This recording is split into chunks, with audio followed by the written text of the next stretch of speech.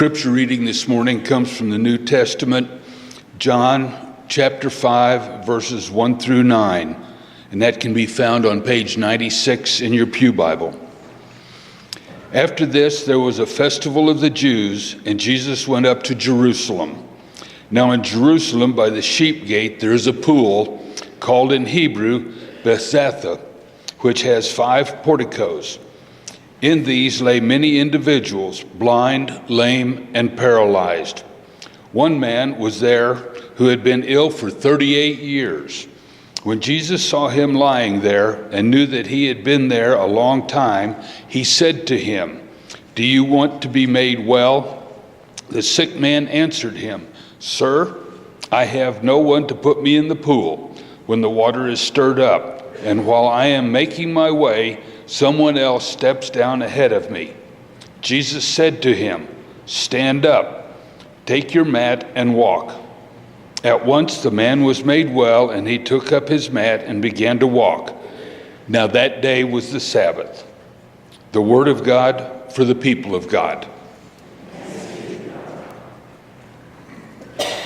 Thank you. Well, you may remember that my husband Bob and I traveled to the Davis home place in Medicine Lodge, Kansas, for the funeral of Bob's father. Because I was anticipating this Easter series, I paid attention to the relationships in our typical Midwestern family with its in-laws and outlaws, full-bloods and half-bloods, and international relatives. When the last relative drove away from the house, Bob said, "Well, that was a good visit, short enough for everyone to remain civil." We learn how to be in connection with communities, friends, teachers, coaches, and co-workers from the patterns of our most formative ties, our families. I am recommending a book to those of you who want to learn more about the ways that families relate, Family Ties That Bind, Dr. Ronald Richardson. When a friend saw the picture of the Russian nesting dolls on the cover, she said, "You know, I'm not sure I want to be that close to my family." And isn't that the question? What kind of relating constitutes health in our connections? I remember the Irma Bombeck title from the 80s, Family, the Ties That Bind and Gag. Our Easter series, Hope Changes Everything, is all about the ways that we're in relationships. It's about family systems and new possibilities made possible by the promises of Easter and a resurrected Christ. The stories that we will be hearing are from the work of Edwin Friedman, the late rabbi and counselor. Now, sometimes shocking, sometimes funny, he tells a series of fables that highlight struggles within relationships. Then we'll explore biblical stories that mirror these learnings and help strengthen healthy patterns of relating to others. And so we begin with a story. There was a man who had given much thought to what he wanted in life. He had experimented with different ways of living and had had his share of both success and failure. At last, he began to see clearly where he wanted to go. Diligently, he searched for the right opportunity. Sometimes he came close only to be pushed away.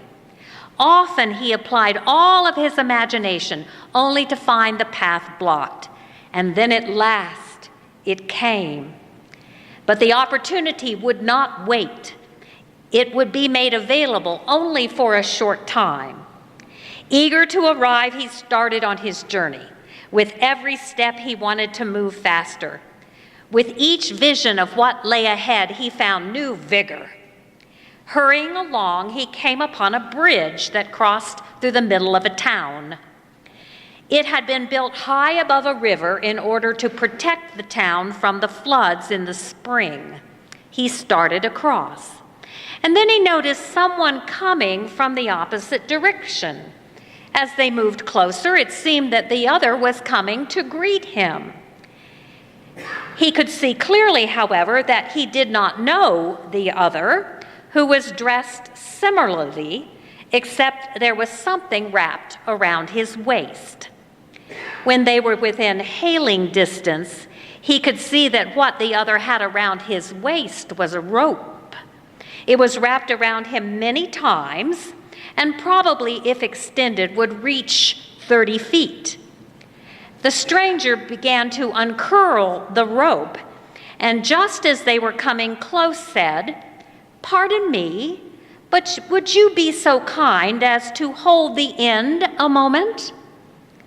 Well, surprised by this politely phrased but curious request, he agreed without a thought, reached out and took it. "Thank you," said the other, who then added, "2 hands now, and remember, hold tight." Whereupon the other jumped off the bridge.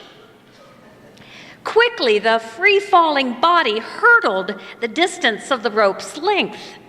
From the bridge, the man abruptly felt the pull. Instinctively, he held tight and was almost dragged over the side.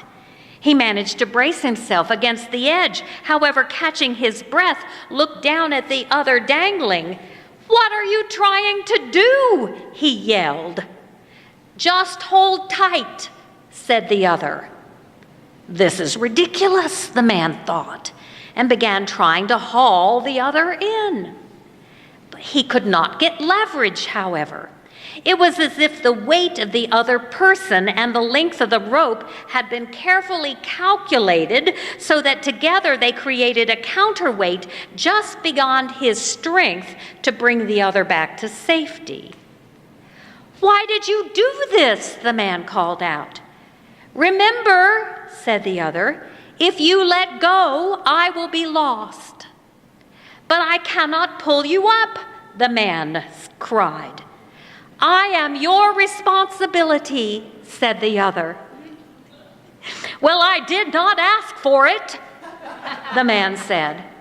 "If you let go, I am lost," repeated the other. Well, he began to look around for help, but there was no one. How long would he have to wait? Why did this happen to him just when he was on the verge of success? He examined the sides, searching for a place to tie the rope, maybe a hole in the boards. But the railing was uniform in shape, and there were no spaces between the boards. There was no way to get rid of this burden. "What do you want?" he said to the man hanging below. "Just your help," the man answered. "Well, how can I help? I cannot pull you in, and there is no place to tie the rope so that I can go and find someone to help me help you." "Well, I know that. Just hang on. That will be enough. Tie the rope around your waist. It will be easier." Fearing that his arms could not hold out much longer, he tied the rope around his waist. "Why did you do this?" he asked. "What possible purpose could you have in mind?" "Just remember," said the other, "my life is in your hands." Well, what should he do? If I let go all my life, I will know that I let this other die. If I stay, I risk losing the momentum toward my own long-sought salvation. Either way, this will haunt me forever. With ironic humor, he thought to die himself, just to jump off the bridge while still holding on. That would teach this fool. But he really wanted to live, and to live life fully.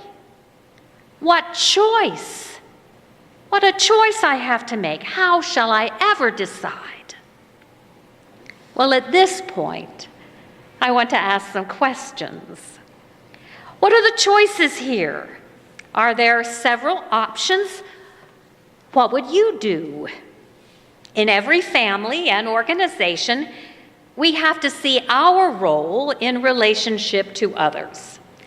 The story of the bridge is a story about responsibility. For whom am I really responsible?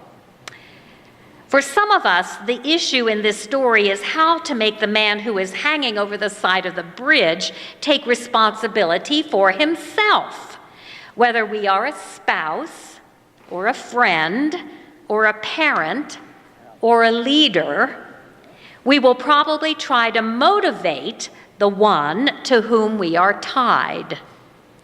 Some will use the sheer force of their personality, or humor, or authority to get others to do what seems necessary.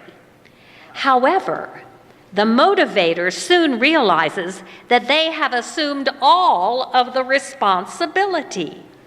The more they attempt to motivate, the less motivation there is for anyone else to be responsible. The man hanging off the bridge relies solely on the character of our hero who is holding the rope. As long as he is functioning, the dangler doesn't have to. Did you notice that the least motivated person is the one who is calling the shots and soaking up the energy? Think about it. When someone in your home or office is continually in crisis, the attention always goes right to them. Like the man at the pool of Bethesda in the Gospel of John, some people are in a perpetual state of need. They will always need someone to lead them to the pool. But when they get there, they find another excuse, like our dangler. They spend all of their time yelling, "Help me, help me." But the more we help, the less effective the help seems to be. One of the basic tenets of family system thinking is that you can't motivate the unmotivated. You can't make someone else be responsible. No amount of nagging or threatening or cajoling will truly motivate the unmotivated, whether a partner, a friend, a child, a parent, or a coworker. Like our hero on the bridge, there are situations in which no amount of reasoning will work. The only person that you can make responsible is you. The only way to help others be responsible is to focus on being responsible yourself. The term for this is called self-differentiation, learning how to define yourself. Defining who you are and what you believe is more important than spending time telling people what is good for them and what they need to hear. I might need to repeat that. To put it another way, if you really want to change your family or your organization, the change starts with you. According to the gospel accounts, Jesus self-differentiated all through his life. He did not give his energy over to those who circled around him. The man at the pool has been needy most of his life. And notice how Jesus approaches him. He doesn't say, "Here, let me make you feel better," or, "Sir, how can I help you?" He asks, "Do you want to be made well?" The ownership is put on the one in need. Are you willing to take responsibility for your own life? The man responds, not with a yes or a no, but with excuses. Excuse the whine. I can't get down to the water. No one will help me.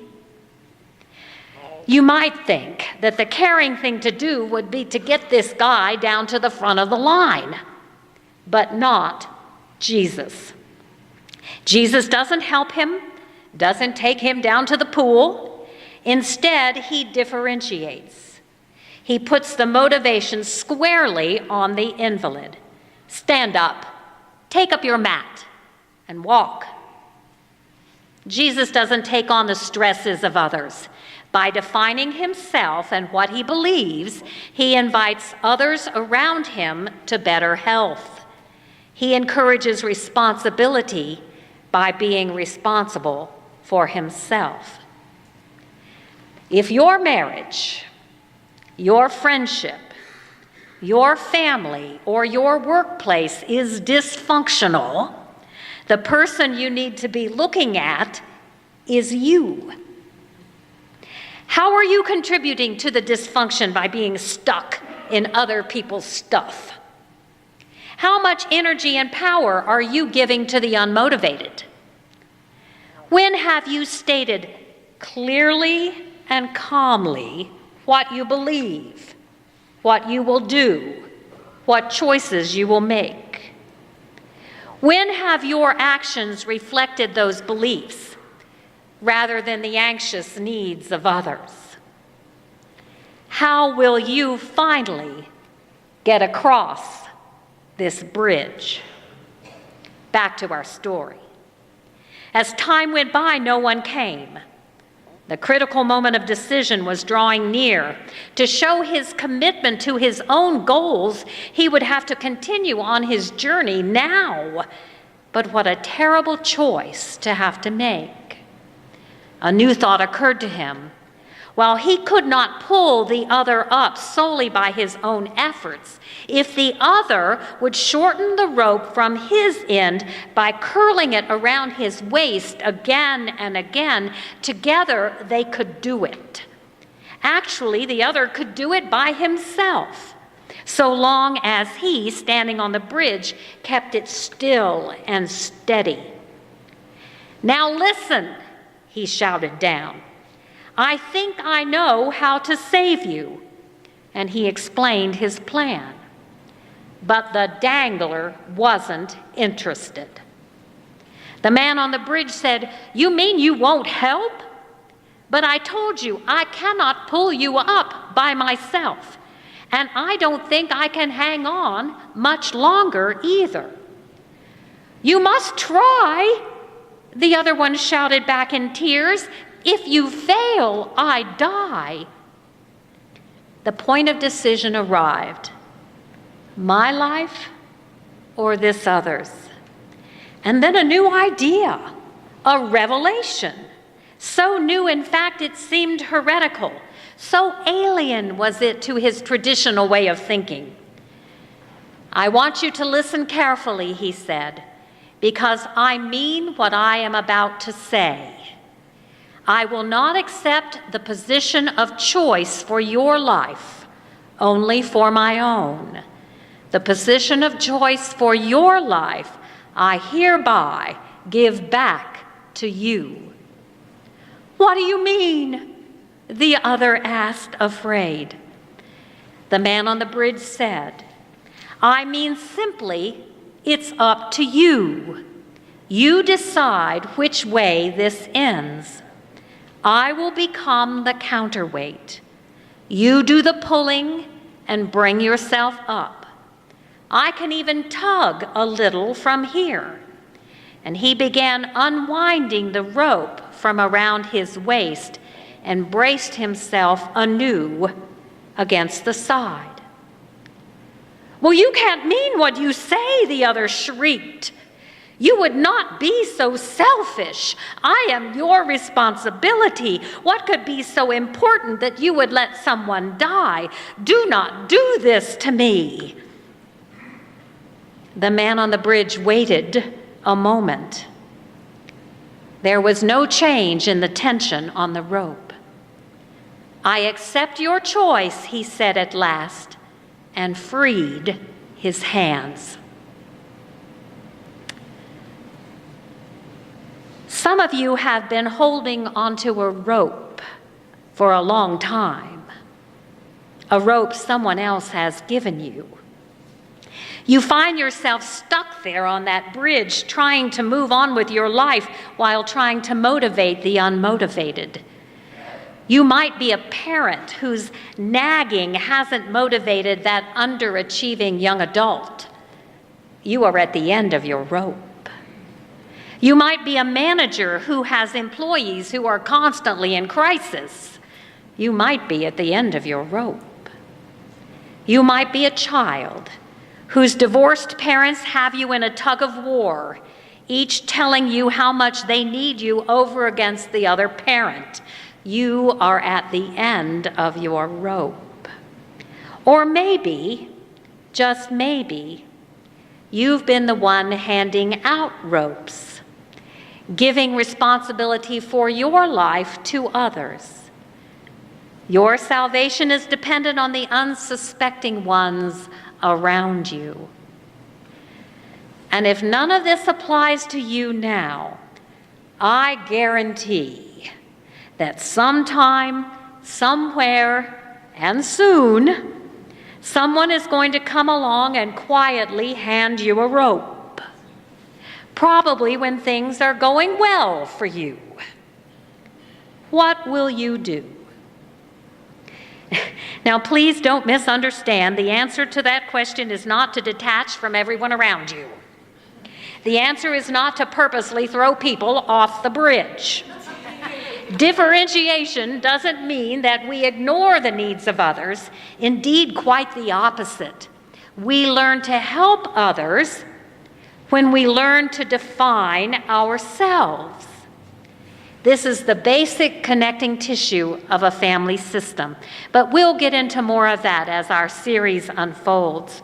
It is simply a matter of keeping your head and using your head literally, knowing the boundaries of your responsibilities and thinking clearly about your identity, your values, and your beliefs. As I said to you on Easter morning, it is learning to talk the talk. It is simply a matter of defining yourself. What would happen if you learned to let go? What would happen if you gave responsibility back to the hangers-on? What would happen if you asked the question of others or of yourself? Do you want to be made well? It begins with you. Amen.